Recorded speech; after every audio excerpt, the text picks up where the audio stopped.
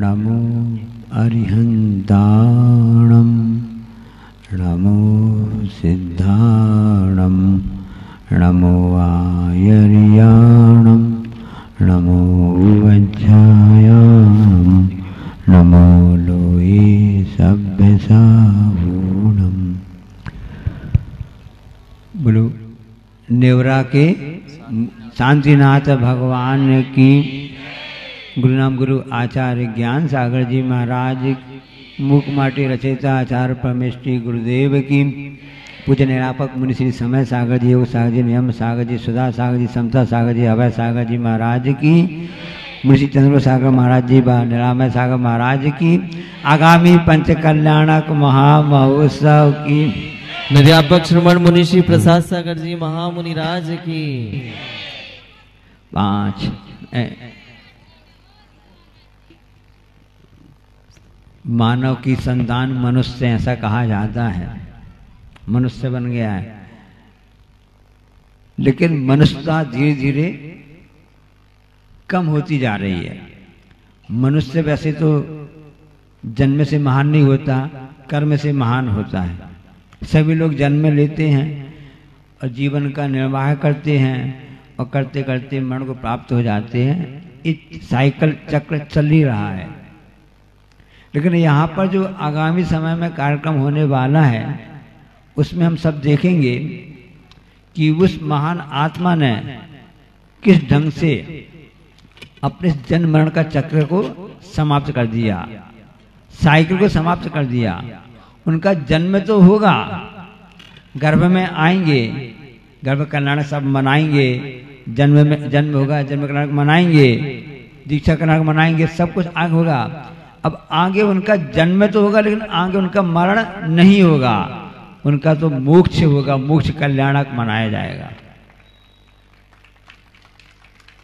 तो मनुष्यता उन्होंने जन्म से पहले कई जन्मों में वो साइकिल चलती रही, सब कहीं जाकर के मनुष्यता का ऐसे क्रम से विकास होता जाता है।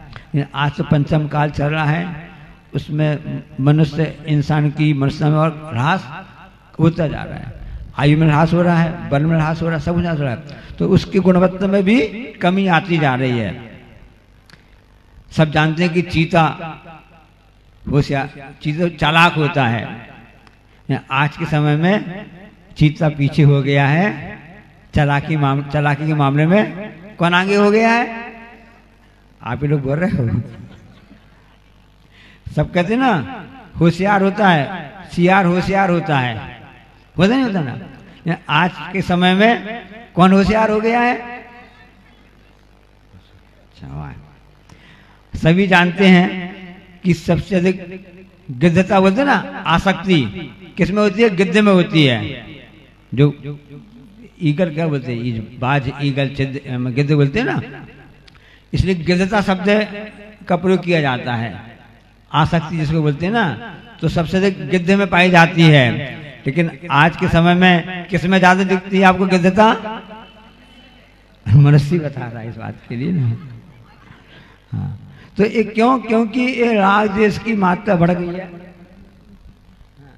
एक ऐसा नहीं है कि हम किसी गांव विशेष के व्यक्ति की विशेषता बता रहे हैं, ये पंचम काल के आम मनुष्य की समान जनरल बात बता रहे हैं। हम देखते भी रहते हैं ना कि आजकल इंसानियत कम होती जा रही है। सामने सड़क में कोई भी व्यक्ति तड़पता भी रहता है तो हम बच के निकल जाते हैं कि भैया हमारा नाम ना फंस जाए, कौन इस लफड़े में कौन पड़े।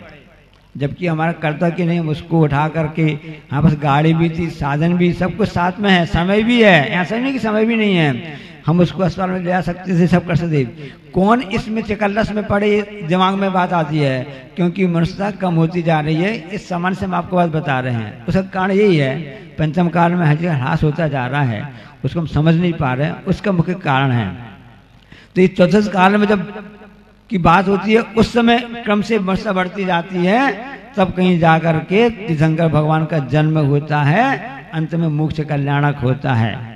इसलिए आवश्यक हो जाता है कि हम ऐसे कार्य को देखते रहें, उसकी अनुमोदना करते रहें।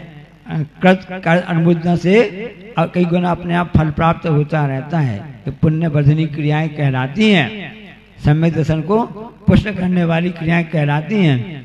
इसको करते रहना चाहिए।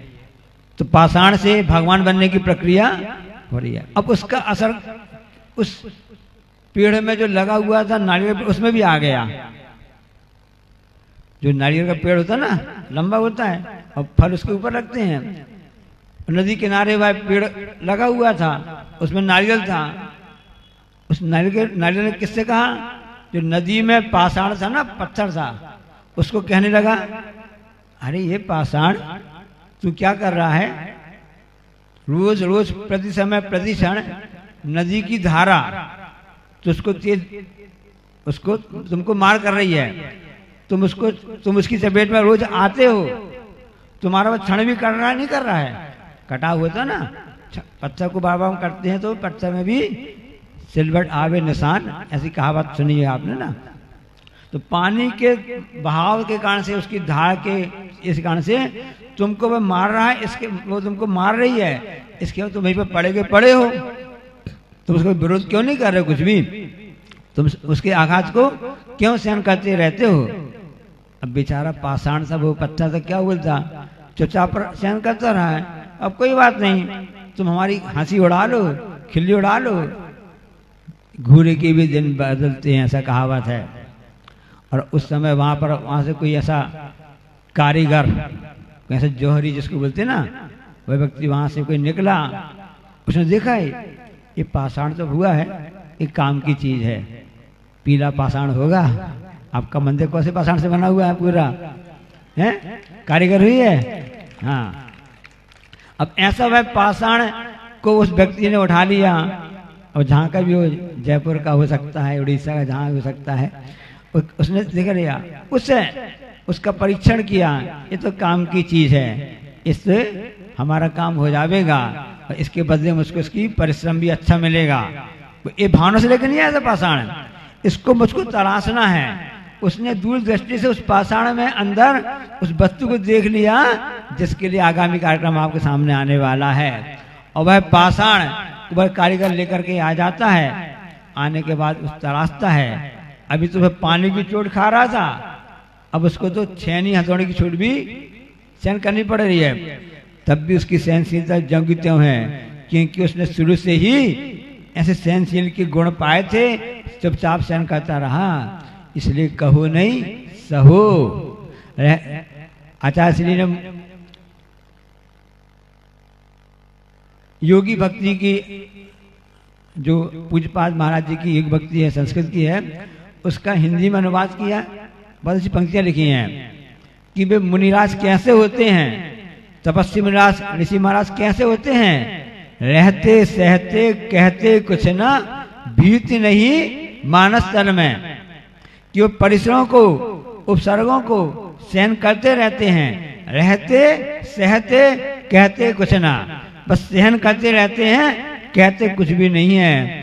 आज के मानव की हम भी उसी में आते हैं, कोई अलग सी बात नहीं है कि हम लोग तो क्या है, सहते तो कुछ नहीं है और कहते रहते हैं, इतना काम नहीं किया आपने, ऐसा नहीं किया, हमको पूछा नहीं, अपना सम्मान नहीं किया, हमको रिस्पेक्ट नहीं दिया, हमको आगे तो करना था। तो हम तो कुछ सहते तो नहीं है और कहते रहते हैं। पाषाण की उस प्रक्रिया, उसके संस्कार में क्या था, वो तो सहता रहता था, कहता कुछ नहीं था। वो संस्कार काम में आ गए और उस जब छेनी हथौड़ी को उसको मार पड़ी, तब भी उसको सहन करता रहा। और वह उस कारीगर ने, उस जौहरी ने, जो भी था, उसने उस पाषाण को ऐसा तरासा, कष्ट सहन करते करते वह पाषाण भगवान की मूर्ति बन गया और नेवरा के मंदिर में आकर के वह विराजमान हो गई, जिसका पंचकरण आप लोग देखेंगे। और सूर्य मंत्र देने के लिए इस युग के महान आचार्य महाराज जी आप लोग के पुण्य से नहीं आए हैं। यहाँ के एक इंद्री, दो इंद्री, तीन इंद्री, चार इंद्री, पंच इंद्री और जितने भी गाय आदि हैं, जितने अजैन भाई बहन सब हैं, पूरे छत्तीसगढ़ समाज है, सबके पुण्य से उसमें अपने भी शामिल है। ऐसा अकड़ नहीं बता ना कि हमारे पुण्य से आ गए, सबका ऐसा कर्म का पुण्य था सभी जीवों का कि इस पाषाण निर्मित नव जिनालय में संस्कार देने के लिए, सूर्य मंत्र देने के लिए आचार्य महाराज जी का पदार्पण कर बड़ी उत्साह पूर्वक आपने अगवानी करके दिखा दिया कि महाराज जी हम भी इस कार्यक्रम में अच्छे से भाग लेंगे, एकता के साथ भाग लेंगे। तो वह पाषाण भगवान बन गया। अब देखो क्या हुआ, कोई श्रावक ने सोचा अब इतने बड़े भगवान बनने जा रहे हैं, अब अष्टद्रव्यों से पूजन करेंगे तो श्रीफल चढ़ाना पड़ेगा नहीं चढ़ाना पड़ेगा। अब देखो जो उस नदी किनारे पेड़ पर श्रीफल अकड़ के बता रहा था कि मैं कितना ऊंचा हो गया हूँ, मैं कितना बड़ा हूँ, मैं पेड़ पे लटका हुआ, मैं कितना ऊंचा हूँ। श्रावक ने सोचा 3 लोग के नाथ की पूजन भक्ति करना है, इससे अच्छा फल तो कोई हो नहीं सकता है। वह फल लेकर के आ गया और कहाँ चढ़ा दिया, उस पाषाण पर, जिस पाषाण की वह अपमान कर रहा था, वह श्रीफल जिस अपमान उसके बाद टांटबाजी कर रहा था, व्यंग्य कस रहा था, वह श्रीफल अब आकर के उस भगवान के चरणों में आकर के समर्पित हो गया। उसको समझ में आ गई कि वास्तव में गलती हमारी थी, हमने अकड़ बताई थी, लेकिन मेरा भी पुण्य था कि मैं ऐसे प्रभु के चरणों में आकर के समर्पित हो गया हूँ। बस यही भावना भाना कि किसी को अकड़ नहीं बताना। इसी ढंग से श्रीफल जैसे सोचना बाद वाले, श्रीफल को अकल आ गई अच्छी बात है, हमको कब अकल आ गई भगवान जाने। लेकिन पंच कल्याण कार्यक्रम में गुरु महाराज जी यहाँ पर आए हुए हैं और ऐसे तपस्वी महाराज जी भी हैं, सेवाई महाराज जी भी हैं, तो उनके आपको सानिध्य मिलेगा तो कम से कम हमको अकल आ जाएगी कि हमको समर्पण क्या कहलाता है। अब जब हम अपने आप को अर्पण कर देंगे यही समर्पण कहलाता है। तो पाषाण से भगवान बनने की प्रक्रिया आपने समझ ली कैसी होती है, अंदर से होती है, बाहर अंदर से भावना होती है, बाहर वैसी प्रक्रिया अपने आप होती रहती है। बस रहते सहते कहते कुछ ना बीत नहीं मानस तन में, यही लक्षण विशेषताएं तो दिगंबर महामुनि राजों के, तपस्वी मुनि राजों के ही होते हैं और वही जाकर के आकर के यह प्रक्रिया आगे चलती रहती है। दीक्षा कल्याणक में आप सब लोग देखेंगे, सब प्रक्रिया आपको बताई जाएगी, विधानाचार्य प्रेषाचार्य आपको सब बताएंगे।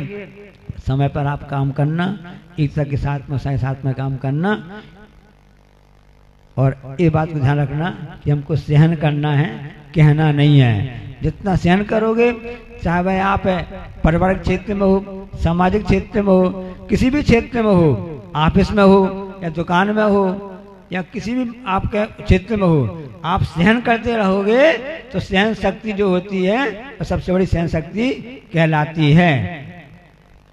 एक जगह किसी ने बोला कि वर्तमान में नारे लगा रहे थे, कोई महिला सम्मेलन हो रहा था, उसमें कहा गया कि नारी ही शक्ति है, नारी ही शक्ति है, ऐसा कहा जा रहा था। अन्यथा नहीं लेना, क्या कहा जा रहा था, नारी शक्ति नहीं शक्ति है। पुरुष बैठे हुए थे, उन्होंने कहा भाई हम क्या हैं, हम क्या हैं, तो सहन शक्ति हो। जो जितना सहन करता है, सभी के लिए बता रहे हैं, जैसे उस पाषाण ने सहन किया था तो वह भगवान बन गया। हम भी सहन करेंगे, चाहे हम पुरुष महिला कोई भी हो, ऐसा नहीं है। ये तो मैं आपको एक उदाहरण बता रहे हैं ताकि आपको ध्यान रहे, कभी कुछ गड़बड़ हो जाए, खटपट हो जाए, याद दिला देना आपका, आपने तो सहन शक्ति का आपने बीड़ा उठाया था, सहन करो। और जब सामने वाला कुछ आपको कहे तो बोले हाँ ठीक है भाई, हम भी सहन शक्ति, हम भी सहन करने का प्रयास करेंगे। इसलिए सहने में ही हमारी भलाई है। इसी को हम कहते हैं हमारे कसायों का समन हो गया। हमने क्रोध नहीं किया, हमने क्षमा धर्म को अंगीकार किया, ये हमारी सहन शक्ति है। क्षमा वीरस्य भूषणम, सहन शक्ति भी हमारा आभूषण है। बोले अहिंसा परमो धर्म। अहिंसा परमो धर्म की आचार्य गुरुवर श्री कुंद कुंद भगवान की, आचार्य गुरुवर श्री ज्ञान सागर मुनि महाराज की,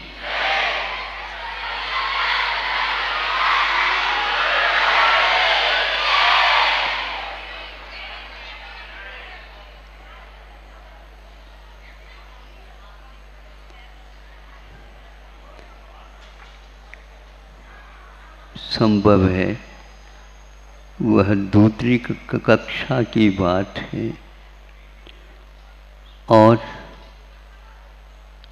एक छोटी सी कथा घटना उसमें उल्लेखित है। ऐसे घटनाक्रम को बताने वाले बहुत सारे प्रसंग पाठ्यक्रम में बच्चों के लिए पहले दिए जाते थे। आज के कथाकार भी उसको पढ़ करके चिंतन में डूब सकते हैं और डूब जाते हैं, ताकि जीवन पर्यंत वह कथा, वह पाठ हमें जीवन पर्यंत ही नहीं किंतु जब तक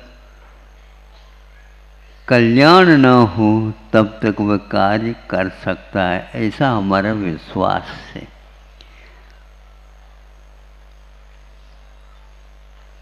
कथा वस्तु है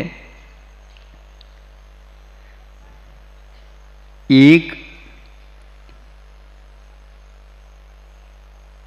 सौतेले बोलते नहीं, क्या बोलते हैं आप लोग, कि दो भाई हैं और दो उनके पत्नियां हैं और आपस में इनका थोड़ा सा संघर्ष चलता था। एक को संतान थी, एक को शायद संतान नहीं थी।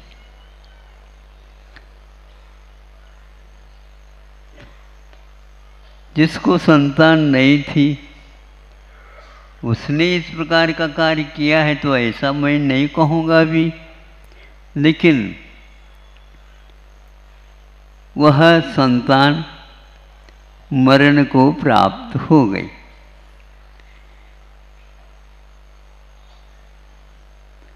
जिसकी संतान थी वह चिल्ला रही है, रो रही है और इसका क्या अब न्याय होगा,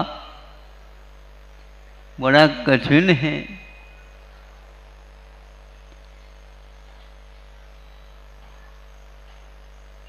पंचायत की ओर कई लोगों ने नज़र की और उसको सिद्ध करने के लिए गए। वह जिसने उसको कष्ट पहुंचाया था वह मैं तो कभी भी कर ही नहीं सकती ये चीज, वैसे ही मैं संतान की भूख रखती हूँ।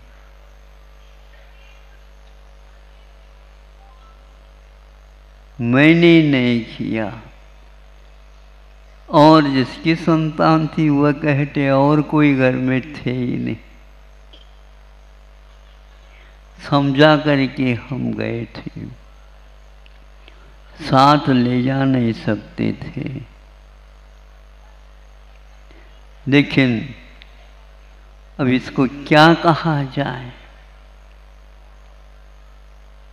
हाँ, उसने जिसकी संतान नहीं थी उसने एक और विचार किया। एक गाय चौंक करके बाजार में से बैल सही है और गाय सही, और वह आई और मेरे सामने सामने ही उसको जो बीच में आ गई संतान उसको सिंग से उछाल दी, सिंग से उछाल दी और वह जो ही नीचे गिरा तो मरण को प्राप्त हो गया। इस प्रकार अपने ऊपर जो आ रहा था उसको किसी भी प्रकार से उसने टाल दिया। जब आंखों देखी बात कह रही है ये झूठ नहीं हो सकती। अब कैसा किया जाए। तो पंचायत की, तो पंचायत ने कहा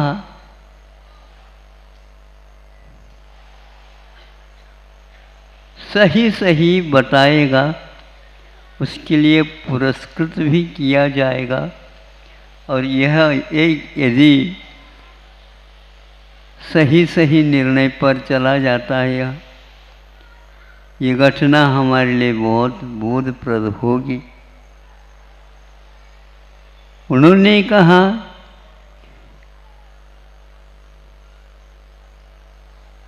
दो के बीच में एक है संतान, ऐसा कर दिया जाए, इसके आधा आधा हिस्सा खिलाया जाए और एक हिस्सा बड़ी को, एक हिस्सा छोटी दिया जाए। इसको देख करके, सुन करके छोटी वाली इस निर्णय से घबराई नहीं गई, उसको भीतर भीतर बहुत अच्छा लगा।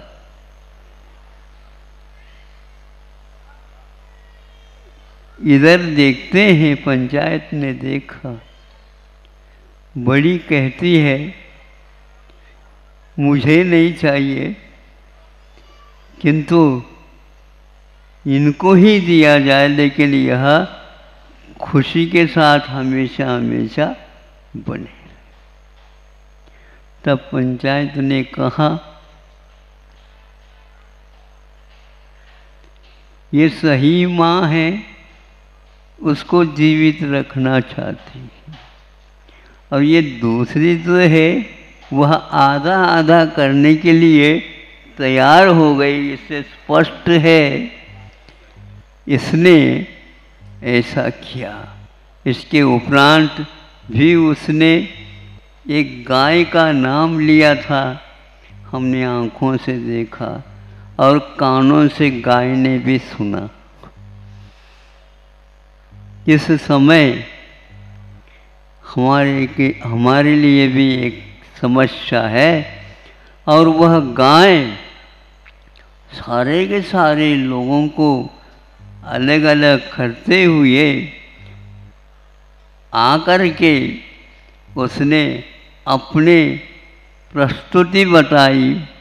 और चूंकि इसमें जो कड़ाव में क्या है, वो कड़ाव है, उसमें से लोह का जो गोला था गरम गरम, उसको मुख से उठा करके और उनके सामने चढ़ा दिया।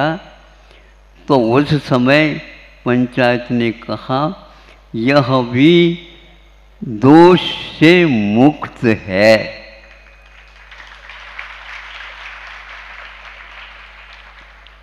किंतु पाप से दूर रहने के लिए जो कहा गया है, और उसको आगे भी इसी प्रकार सुखमय जीवन जीने के लिए उद्बोधित किया जाएगा अथवा न्यायालय बनाया जाएगा, आदि आदि अवसर के अनुसार अपेक्षित है, तो उसके साथ साथ सत्य भी अथवा पाप को एक प्रकार से घृणा की दृष्टि से देखना ही चाहिए।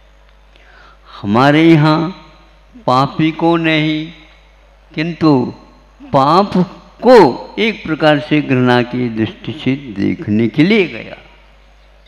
ये बहुत महत्वपूर्ण वस्तु है, क्योंकि जितने भी मुक्त हुए हैं, हो रहे हैं, वो पाप को छोड़ने के बाद ही हो रहे हैं। पाप को साथ ले करके कोई सत्यालय में, न्यायालय में जा ही नहीं सकता। ये पक्का है। मुक्ति के लिए हमें पाप का एक प्रकार से विसर्जन करना होगा। कोई भी हो, वह हमारे यहाँ पंचम गुण स्थानवर्ती संयमा संयमी गाय भी हो सकती है, बैल भी हो सकते भी, ऊंट भी हो सकते, हाथी भी हो सकते, और सिंह भी हो सकता है, और सर्प भी हो सकता है। पंचम गुणस्थानवर्ती संयमा संयमी, और वह 16 स्वर्ग तक जाकर के वहाँ से यूँ 16 स्वर्ग उपजाए। तहते चैन नर जन्म पाए, मुनि है शिव जावे। ये आप लोगों के लिए दौलत राम जी के द्वारा लिखा हुआ 6 डाला ग्रंथ पढ़ेंगे। इसलिए अपने जीवन में आप जितने पंच पापों में से कम करते चले जाएंगे, कम करते चले जाएंगे। कौन कितना कर रहा है यह हमें दूसरे को नहीं देखना है, किंतु हमें यदि हल्का होना है तो परिग्रह को और 5 से 5 पापों को छोड़ते हुए जाना, यही एकमात्र मार्ग है। असंयम हमेशा हमेशा अनंत रहता है। संयम गिनती के ही हुआ करते हैं, इसलिए जो गिनती के होते हैं उन्हीं की हमेशा हमेशा जो पाप को छोड़ना चाहता है वो विनती करता रहता है। यह विनती का रिवाज एक प्रकार से वह जैसा जैसा कम करता जाता है वैसे वैसे हल्का होकर के तैरने लग जाता है। ये तैरना एक प्रकार से पाप से मुक्त होने का पाठ सिखाता है। इसलिए डूबना ये भारी होने का पाठ सिखाता है, और अनंत संसार में डूबते डूबते ही हम आए हैं, और उन पापों को अभी भी कम नहीं करेंगे तो मनुष्य जीवन के अलावा अथवा इन पशु जो आदर्श हैं इनके अलावा कोई भी स्थान नहीं है तो पाप का त्याग कर रहा हूँ। स्वर्गों में जो गए हैं पाप त्याग करके गए हैं, लेकिन वहाँ पर पाप त्याग नहीं कर सकते। इसलिए आप लोग पाप की पाल्टी को थोड़ी सी भारी न बनाइए, और पुण्य की पाल्टी को ऐसा भारी बना दो जिसके द्वारा वह पाप के बाल्टी ऊपर चला जाए। ऊपर कहाँ चले जाए, सारा सारा वह परिग्रह उसका समाप्त हो जाए। ऐसे भी आप कर सकते हैं। दूर से आए हैं, छुट्टी मिली होगी इसलिए आए हैं। हाँ, रविवार तो कल है, और बच्चों को स्कूल के पाठशाला के विद्यालय के बच्चों को शनिवार में भी आधा शनिवार मिल जाता है, बताते। हाँ हाँ, ऐसा सुना था, क्योंकि बच्चे प्राय करके छुट्टी को ही देखते रहते हैं, और आप लोगों को भी उसी प्रकार मुक्ति को ही हमेशा देखते रहिए। और